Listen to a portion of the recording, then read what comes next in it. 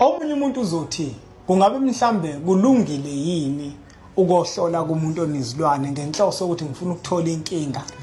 Kungabe mhlambe uma kuukuthi abantu bami abamthanda umuntu osebenzisa izilwane ayikhona inkinga mhlambe mangihamba ngohlola kuyena. Sekunzima manje ukuthi abantu abanazi izilwane.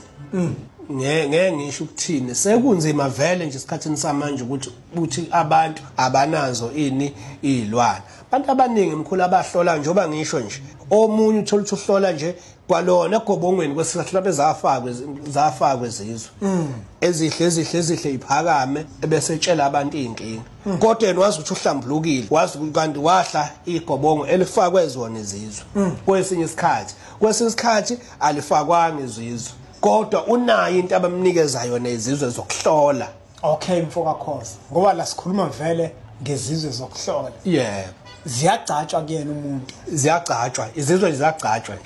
Kuyaba futhi naye isigubho. Hayi lokho kwesikhathi basuke bewoshaya lapho. Isigubho esikhulumayo. Hayi abanye kusuke bewoshaya basuke beyishayela abantu. Uyazi ngelinye ilanga angisho ukuthi namhlanje ngelinye ilanga ngifuna ubuye sokhuluma ngabalozi laba abakhulumayo. Abathi tsiye. Wemkhulu. Kodwa ke sokuye sikhulume lokho. Ngifuna sikhulume manje. Usufuna manje ngiveze ezinye izinto. Hayi asiyeke. Asiyeke lokho sokuye sikhulume. Yebo mkhulu. La ngifuna ukuya khona mfoka Khoza ngoba sikhuluma kakuhlela ngabantu abahlola ngezilwane. Utsho usekhipha isigubhu noma uphondo uthi uzokhuluma. Ngike ngibone umuntu mhlawumbe mehlola uthola ukuthi uyabhema ngibone ukuthi angathi akusona isinefu lesi. Kungabe kukhona okushaya amanzi nakulabo abaqala ngokubhema noma kusuke kuyisinefu. Kusuke kukhona okushaya amanzi. Akuhlali ngasoke isikhathi kuyisinefu. Cha. Kwesikhathi kuyisona isinefu. Kodwa sibooster lento yakhe nkathi ethimula. Usho ukuthi kusuke kuyisinefu. Isinefu. Kwesinye isikhathi akusona isinefu. Yebo.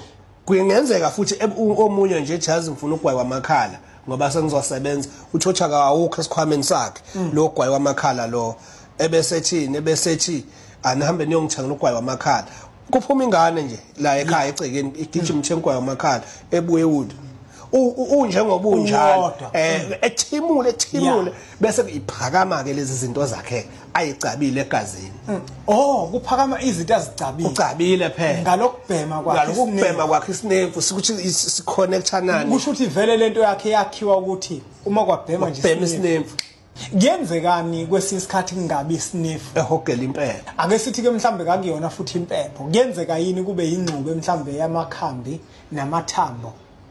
Omunye asebenzisa isibuko omunye khona lesinemfini sakhe lesinefu lesi kuzofakwa zona izizwe lezi akuxube naso isinemfu bese akuhambini ngoba phela mfoka Khoza la njengoba ngikubizile kunomuntu la okayibone leyo nto kunjalo uzoyibona lento bese ayithande bese afise nayo ukuthi akayenze lento akuhambini isikhathi ithonge likuwena lithukuthela kuhambini isikhathi ugcine kuthiwe wayengeve hlola enamandla mkhulunya lisabe into ethinta ihlozi ngoba mina ngikho ngale ngila emhlabeni ngeke ngiphawule ngithi kuhlala ihlozi lenze nje angikwazi ukuphawula ngehlozi ngithe ihlozi lihlala lingayifuni into ethile cha uma nje lisakunikile kuphela abantu emkhulu kuye kube kuhle ukuthi usheshe uyilandelele imigomo uhlale nje nayo imigomo yakho ngiyakudabukela uma wathatha into ezobuyilale nawe ebusuku